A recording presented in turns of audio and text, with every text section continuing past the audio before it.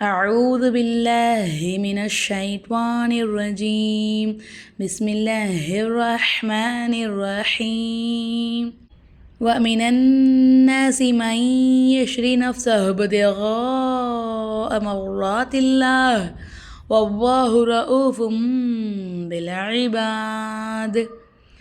அஸ்ஸலாமு அலைக்கும் வரஹ்மத்துல்லாஹி பரகாத்துஹுமா. அல்ஹம்துலில்லாஹ், அல்லாஹுடைய பெரிய கிருபையில் நம்ம இன்றைக்கி என்ன பார்க்க போகிறோம்னா பேஜ் நம்பர் 43 சூரா பக்ரா 2வது ஜுஸு பார்க்கலாமா? எல்லாம் ரெடியாக இருக்கீங்களா? நம்ம நேற்று இது வரைக்கும் நம்ம பார்த்தோம் இல்லையா, வலப செல்மி ஹாது சொல்லி கொடுத்தனா ஞாபகம் இருக்குங்களா உங்களுக்கு? மாஷா அல்லா, ரொம்ப சந்தோஷம், அல்ஹம்துலில்லாஹ்.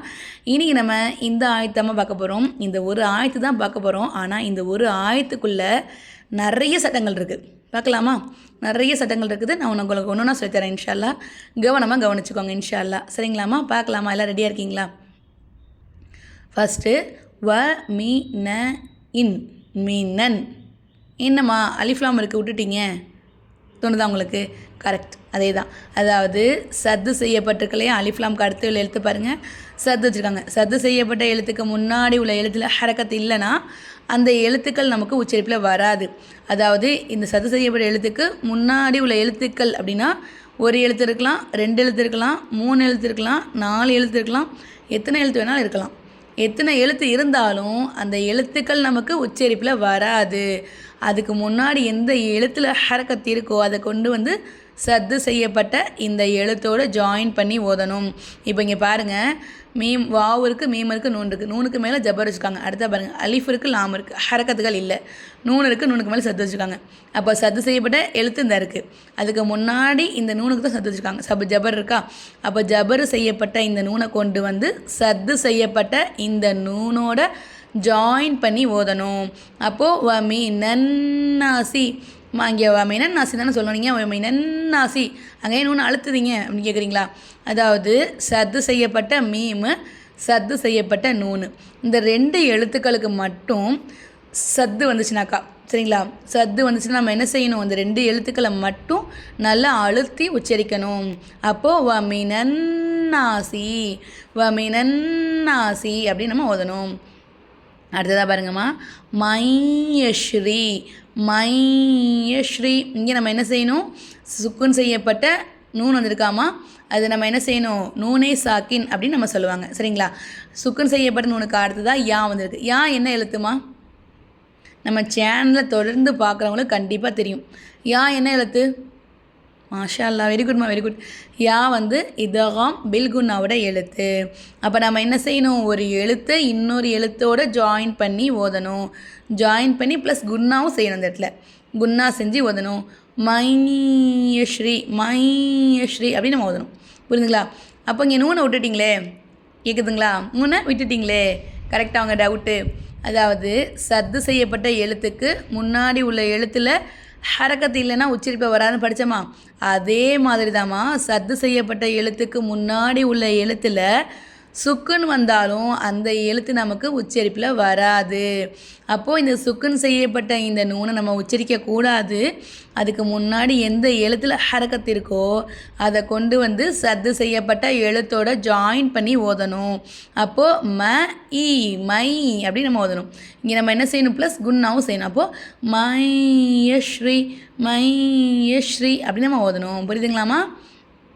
மையஸ்ரீ நஃப்ஸஹு பிதிகா, நஃப்ஸஹு பிதிகா. இந்த பாக்கு முன்னாடி உள்ள அலிஃப் இருக்குது. இந்த அலிஃபை நீங்கள் உச்சரிக்கவே இல்லையே அப்படின்னு சொல்கிறீங்களா? ஐயா, அதாவது சுக்குன் செய்யப்பட்ட எழுத்துக்கு முன்னாடி உள்ள எழுத்துலையும் ஹரக்கத்து இல்லைன்னா அந்த எழுத்துக்கள் நமக்கு உச்சரிப்பில் வராது. நம்ம பார்த்துக்கோங்க. இந்த இடத்துல ஒரு லைன் முடிச்சுக்குது, அதுக்கப்புறமா சொல்கிறேன், சரிங்களா? அப்போது ஹவை கொண்டாந்து என்ன செய்யணும்? பால ஜாயின் பண்ணணும். சுக்குன் செய்யப்பட்ட எழுத்துக்கு முன்னாடி உள்ள எழுத்தில் ஹரக்கத்து இல்லைன்னா அந்த எழுத்து நமக்கு உச்சரிப்பில் வராது. அதுக்கு முன்னாடி எந்த எழுத்தில் ஹரக்கத்து இருக்கோ அதை கொண்டு வந்து சுக்குன் செய்யப்பட்ட எழுத்தோட ஜாயின் பண்ணி ஓதணும். அப்போ நஃப்ஸஹு பிதிகா, நஃப்ஸஹு பிதிகா எப்படி ஓதுறோம்? நஃப்ஸஹு பிதிகா. கைன் இருக்குது, அலிஃப் இருக்குது, மேலே பெரிய மது கொடுக்காங்க.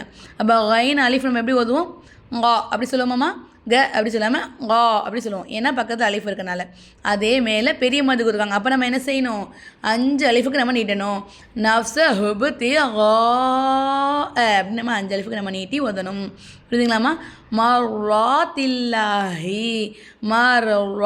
ரா லாவுடைய மஹ்ரஜ் என்னதுமா? ராதுடைய மஹ்ரஜ்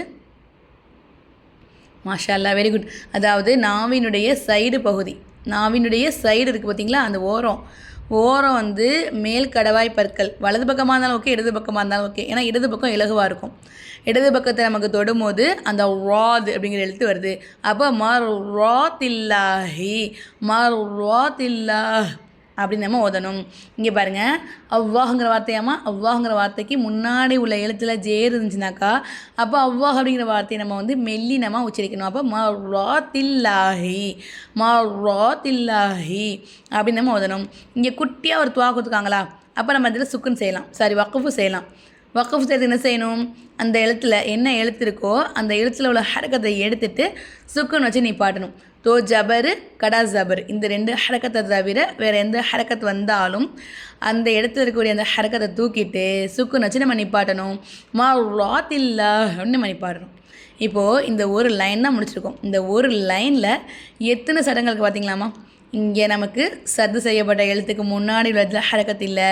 அதே மாதிரி சத்து செய்யப்பட்ட எழுத்துக்கு முன்னாடி உள்ளது சுக்குன்னு வந்துச்சு. அதுக்கப்புறமா இங்கே நமக்கு வந்து இதகாம் பெல்குனா ஒரு சட்டம் வந்துச்சு.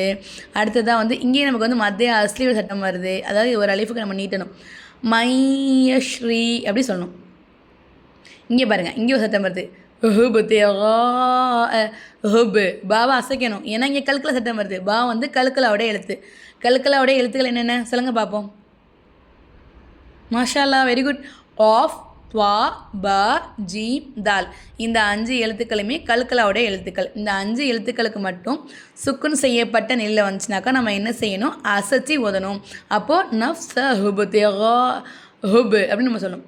அதாவது ஹுப்தியகா அப்படி சொல்லாமல் ஹுபுத்தியகா அப்படின்னு அசைக்கணும். புரியுதுங்களாம்மா? மர்ராத்தில்லாஹி அப்படின்னு நம்ம நிப்பாட்டலாம். அந்த இடத்துல மர்ராத்தில்லாஹ் அப்படின்னு நம்ம நிப்பாட்டிக்கணும். வவ்வாஹு ரഊஃபும் பில் இபாத். வவ்வாஹு, அவ்வாஹுங்கிற வார்த்தைக்கு முன்னாடி உள்ள எழுத்த ஜபரோ பேஷோ வந்துச்சுனாக்கா அவ்வாஹ் அப்படிங்கிற வார்த்தையில வாய் நிறைய காற்று வச்சு நம்ம உச்சரிக்கணும். அப்போ வவ்வாஹு அப்படி ஓதணும்.